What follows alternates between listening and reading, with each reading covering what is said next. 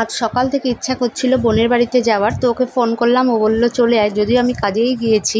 আর এবেলা তো আমার পড়ানো নেই, পড়ানো সব ওবেলা। তো চলে এসেছি বোনের বাড়িতে। প্রচণ্ড রোদ উঠেছে আজকে আর গরম। ফ্যানের নিচে বসে আছি। তারপরে চা চলে এলো, বোন নিচ থেকে চা করে নিয়ে এলো। এখন আমি দুধ চা খাচ্ছি।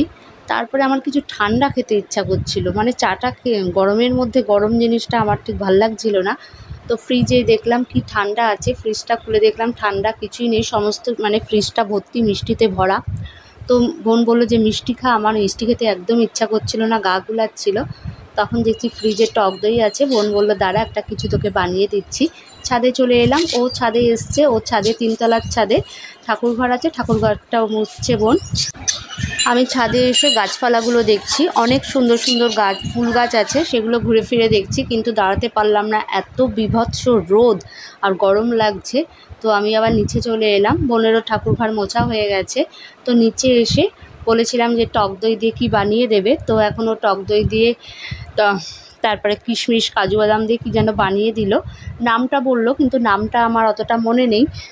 এটা যদি ঠান্ডা জল এর মধ্যে মিক্সড করা যেত তো ভালো হতো, কিন্তু ঠান্ডা জল ফ্রিজে ছিল না। তার জন্যে গরম জল দিয়েই, মানে যে জলটা বাইরে ছিল সেটা দিয়েই করে দিল। খেতে খুব ভালো হয়েছিল, কিন্তু ঠান্ডা হলে আরও ভালো লাগতো। কিন্তু আমার প্রচণ্ড ঠান্ডা লেগেছে, গলায় ব্যথা। তাই জন্য সাহস করে আর ঠান্ডাটা খাওয়ার ইচ্ছা প্রকাশ করলাম না। খাওয়ার পরে ঘরে ঢুকে বাবুর ব্যান্ডটা সামনে ছিল, বাবুতে নেই, বাবুতে স্কুলে গেছে। তো বাবুর ব্যান্ডটা মাথায় দিয়ে বিভিন্ন পোজ দিয়ে কতগুলো ফটো তুললাম আমি ন্যাকামো করে। তারপরে আরেকটা ঘরে গেলাম, গিয়ে বাবু নতুন হারমোনিয়াম এনেছে, 1 সপ্তাহ মতো হয়েছে। বাবুর হারমোনিয়ামটা আমি বাজালাম, যা পারলাম বাজালাম, সুর যা পারলাম তুললাম।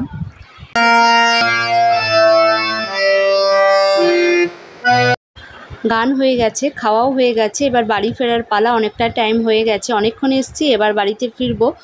আর ভিডিওটা যদি তোমাদের ভালো লেগে থাকে তাহলে কিন্তু একটা লাইক দিয়ে আমার পাশে থেকো। তাহলে এখন আসছি, টাটা। সবাই সুস্থ থাকবে, ভালো থাকবে।